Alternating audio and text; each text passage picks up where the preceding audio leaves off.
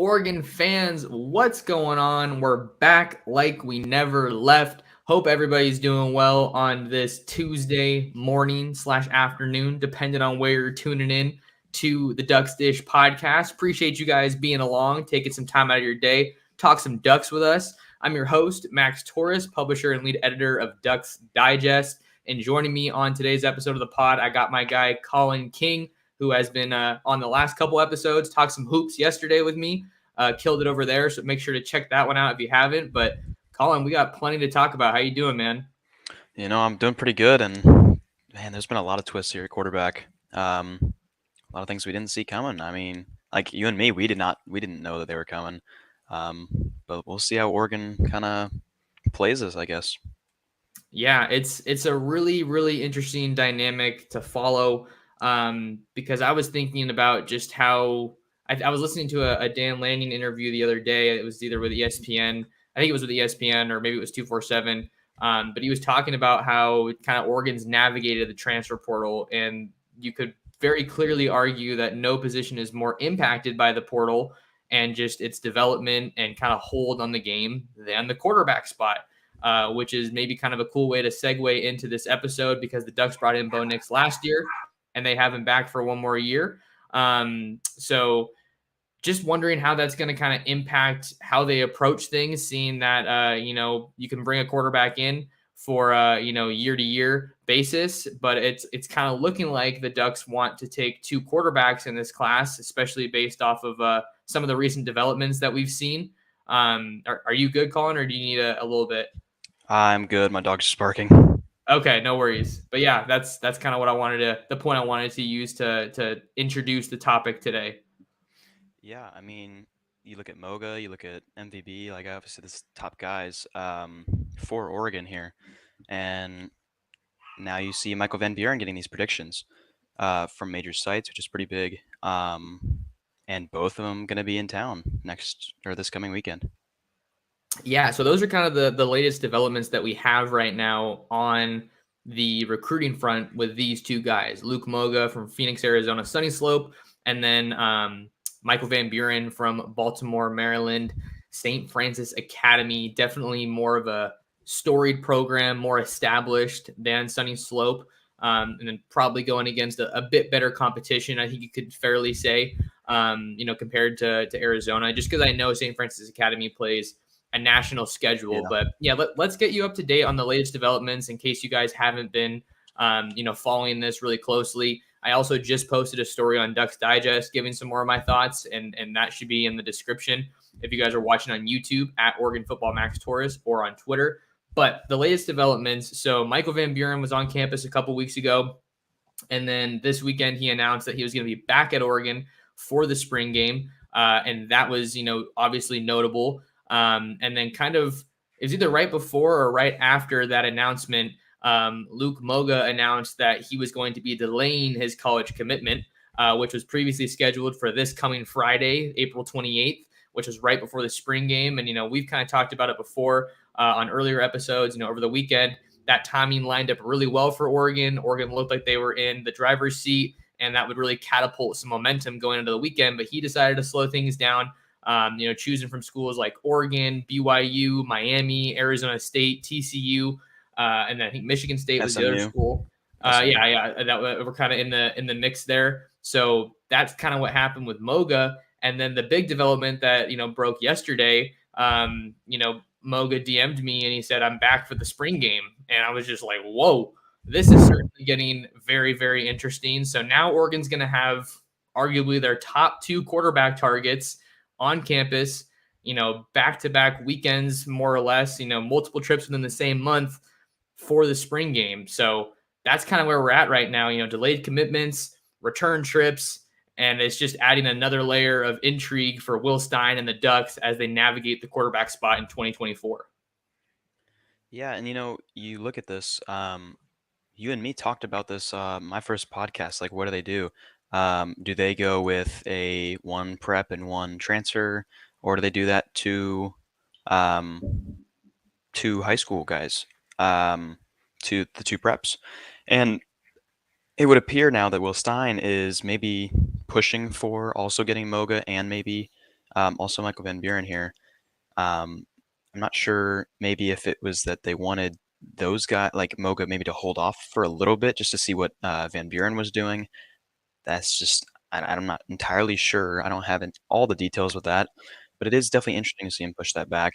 And then Van Buren obviously just announced his top three right after the visit, and then he's gonna be back, which is huge for Oregon. And yeah, we got to see how it plays out. It's really really big right now, really crucial, with a lot of talents already on campus for this weekend. And you just throw these two in the fold as well, and it's kind of crazy. Yeah, and I think that I don't know about the specifics here, but we can kind of make some conjecture or talk about what might have been going on in this conversation with Moga. Moga might have been ready to hop on, and then maybe Oregon, after hosting Van Buren and saw that they could get him back out for another trip, maybe they realized, hey, we got a better shot in this thing than people maybe thought we did, because you and I both know, Colin, Oregon was not always in the driver's seat. These predictions that they're getting on 247 Sports and on three in particular, they're newer predictions. And, some of them are from, the heavy hitters, your Steve Wiltfongs. And then I want to say Brian Doan is another guy who's logged a prediction for Oregon. He's covered Van Buren's recruitment really well, kind of in that DMV area, ACC kind of area is his zone. So these aren't, predictions that from just random people. So I think that getting the momentum for Van Buren is huge. Obviously, they've made up a bunch of ground on Penn State, and who was previously the front runner and the main guy that the main school that Van Buren was getting predicted to. But the point I was going to say is that Oregon's been playing the long game with Van Buren. It's worth noting here that Van Buren was on Oregon's radar long before Luke Moga was. I'm not saying that that's incredibly meaningful, but at the same time, I think that loyalty and maybe that's the wrong word, not loyalty, but like expressed interest, like ahead of time, I think it definitely means something. Even though it was looking like he was maybe trending towards Penn State, Will Stein and the Ducks staff, they stayed on him. They're not going anywhere. Yeah, and it's interesting you say that. I actually wasn't entirely sure when we got on there with Moga. By we, I mean Oregon, of course. And Oregon really they have closed quick on a lot of guys. We saw when Oregon closed on Tioni Gray, they flipped him, right? Like that seemed very very quick. Not something that I thought was for sure going to happen for a long time. And sometimes the drawn out recruitments can take too long, and at least I feel kind of nervous for stuff that's drawn out, like recruitments that are drawn out. And really, it's going to be one of those things like, do they take his commitment? Do they not take his commitment? And talking about Moga, and did Oregon delay Moga's commitment because of Van Buren saying, "Okay, I feel in a really good spot. You guys are maybe my top team." Is that the conversation he had, or is it something like, you guys are definitely in my top two, and you're right there with Penn State or something? Or Moga maybe saying, okay, if you guys are going for Van Buren, then I may take my time and look elsewhere. Moga still has expressed clear interest in Oregon, obviously, since then, seeing as he's visiting back again this weekend. And all these targets around, I wonder if, now this is just obviously not probably correct, but even a theory here that maybe he is a commit, right? And they want him to be a vocal guy for them again this weekend. Um, Adding to Aaron Flowers, Jordan Anderson, and Jackson Jones being there as well. And I want to get your thoughts maybe on that as well. Yeah, no, I think it's definitely a very good point. I mean, that the fact that he originally Moga, that is, set a commitment date just before the spring game, it kind of suggested that a return trip wasn't that unlikely. Like, why would you commit the day before the spring game with that opportunity to go to the spring game? And you make a very good point as far as a lot of times these commits are the best recruiters for Oregon. We've heard that for so long. But yeah, him being a vocal recruiter for Oregon, or just even being around all that talent, maybe him being around all those commits is what he needs to kind of push Oregon over the edge. But then you also make another good point about, maybe he still wants to look at some other schools. He hasn't done any interviews since he decided to delay his commitment. I'm trying to get one, but obviously a lot of people are probably hitting him up right now. But that's another good way to look at it is, and it kind of goes to one of my points is that I wrote that Van Buren and Moga being on campus at the same time shows very clearly that Oregon is at least seriously considering signing 2 quarterbacks. Yeah. But just because they're considering that, just because they want to do that, doesn't necessarily mean that the quarterbacks they're recruiting are open to that. And that kind of goes back to my previous point about saying that there's no position that's more affected by the transfer portal than quarterback. And guys go to school for a year, and then if they're not the guy or they don't win the starting job, then they leave. I'm not saying that's going to happen here, but I'm sure that their camps are telling them about, hey, this is kind of the reality that you're facing if you're going into, regardless of if they go to a 1 quarterback class and they're the guy in that class, or a 2 quarterback class. So just kind of comparing that, I think adds another layer here. Just trying to get these guys on campus, have them meet each other if they haven't already, and kind of pick their brains about, hey, maybe they say you 2 are our guys in this class. How do you feel about that? Because we don't know right now. Yeah, and mentioning all the talent, right? Like, I don't know if you wanted to go over exactly who's here, or obviously you put out an article talking about who's going to be here, or who's going to be at Oregon, right? And you look at the amount of 5-stars. A lot of them are on the defensive side. You see the one being Brandon Baker, the one offensive guy, being a 5-star offensive tackle, Brandon Baker. He's a legacy. He's a guy that really Oregon has been prioritizing. Fell off a little bit when Clem left. I'm not sure. I think this might be his first time meeting Alik Terry. So this would be a really, really big weekend to gain back some momentum for Oregon, as really Nebraska, Georgia have gotten themselves up there in that race for sure. USC is still definitely well up there, and Oregon seems maybe like the 3rd, 4th team, depending on who you talk to, I guess. And maybe the possibility he wants to follow Raiola. I've heard that mentioned a few times, but Oregon has to gain ground here with him for sure. And then also, this is a big chance, even looking on the defensive side, set the standard, I guess, and kind of show what Oregon's going to be like to all these big-time players. And that talent needs to come in. And whether it's all going to be West Coast, whether it's going to be nationwide, I mean, you've already got a commitment from Pennsylvania, right? So it's a big opportunity for Oregon.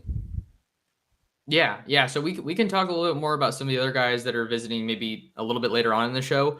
I know that you gotta go pretty soon.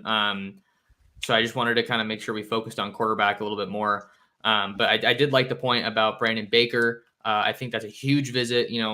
Originally it was looking like he might be on campus when I interviewed him back-to-back weekends, but that guy's just been going everywhere on visits now.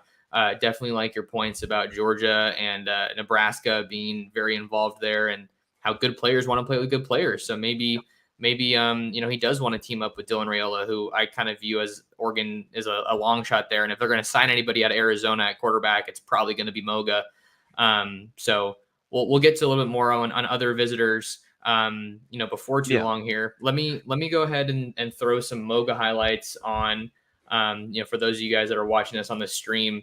But what I wanted to talk about next, Colin, was just how these are 2 different quarterbacks, Moga and Van Buren, both in their skill set and in, their stature. Neither of them really check the box as a quote unquote, pro style passer or pocket passer. They both definitely have, added athleticism and, other traits that elevate their game. Now we got Moga's highlights on the screen. So Moga, I think he's listed at, 6'2", 200 pounds, where Van Buren's at 5'11 and a half, 185. And, I think it's, especially with quarterbacks, you can see heights and weights pretty exaggerated. So I haven't seen either of these guys in person, unfortunately.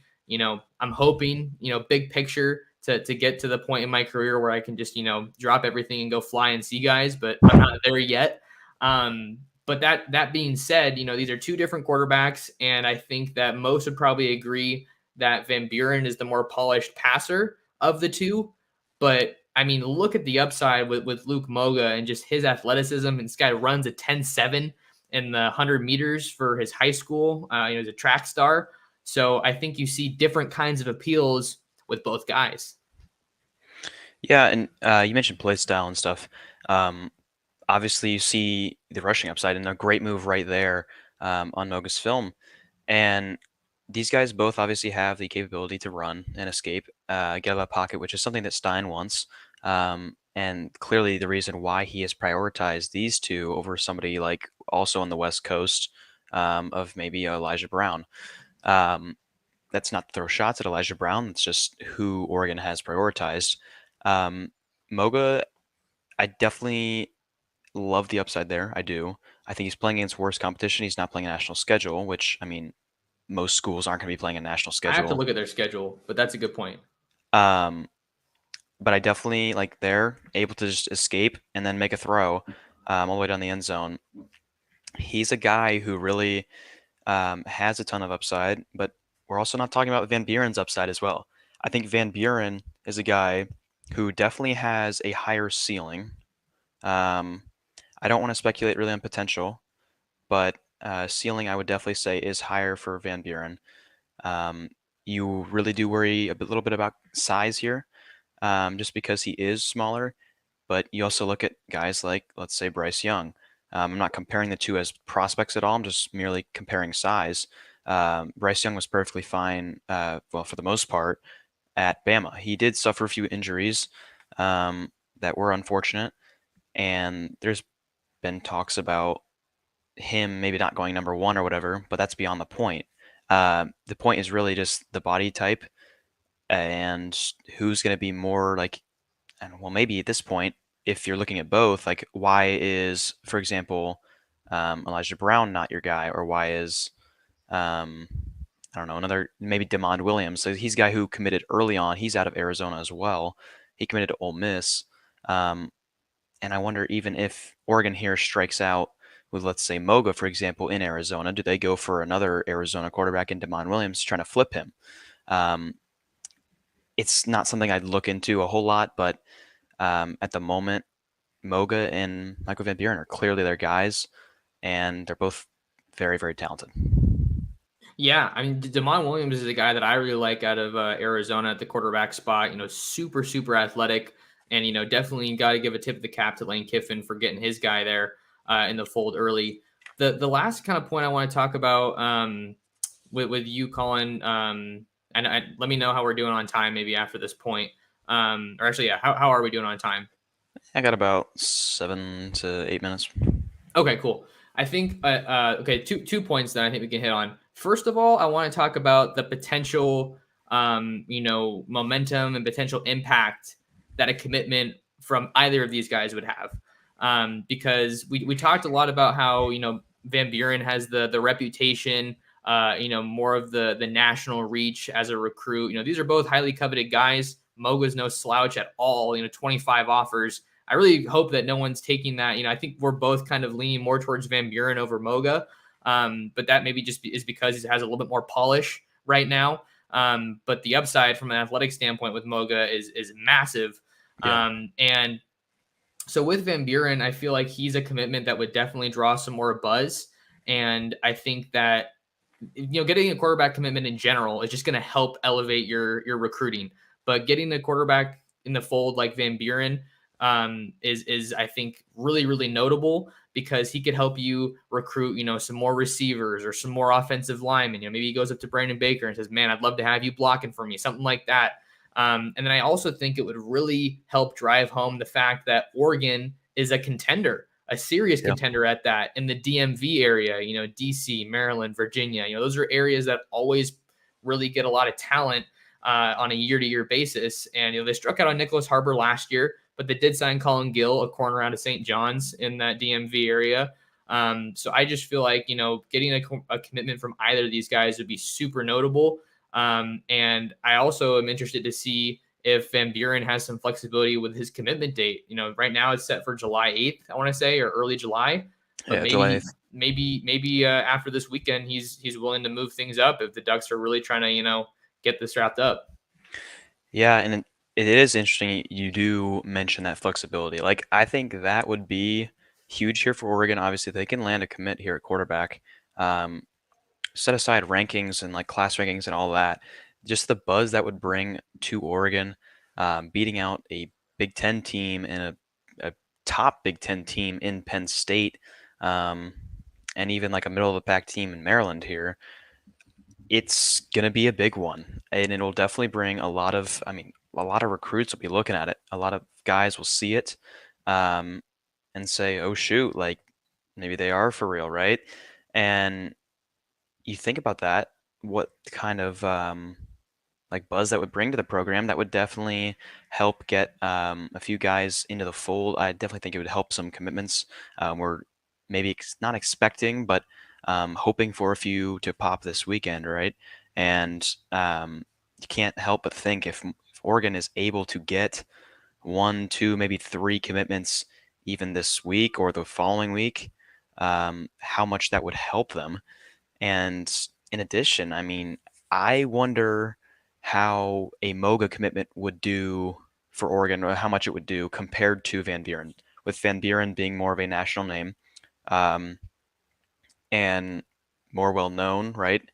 A guy that more players are going to probably say they want to play with. That's not saying that nobody wants to say they want to play with Moga. It's just that more people know of Van Buren for sure. Obviously, St. Francis Academy. That's a national schedule. That's a team. That's a program with a lot of prestige. Um, that would just be massive, and it would definitely swing recruits towards Oregon, I think.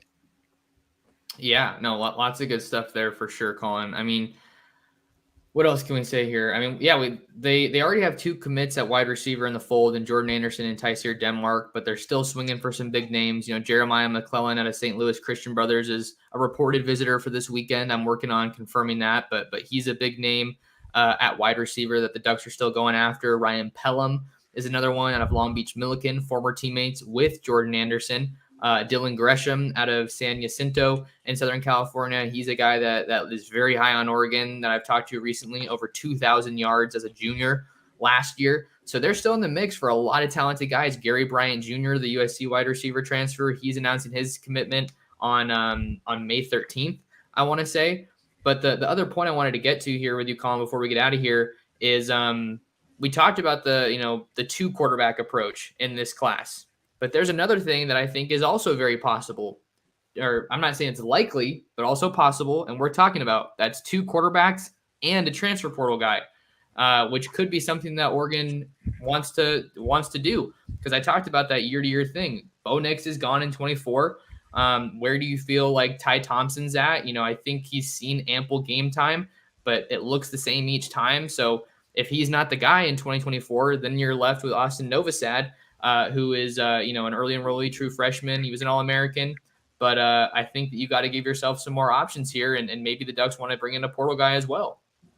Yeah, I'm sorry about my background, but for sure, I think this is something that's very, very interesting. Obviously, you said Bo Nix gone. Where does Oregon look? If Oregon looks to Ty Thompson, is he truly ready? As of what we have seen, probably not. Another year under Bo Nix, and then a whole off season. Hopefully, with Stein not having to learn another new system would be huge, right? You talk about a guy who had Moorhead that he had to learn under. He had to learn under Dillingham, and now he's having to learn under Stein already.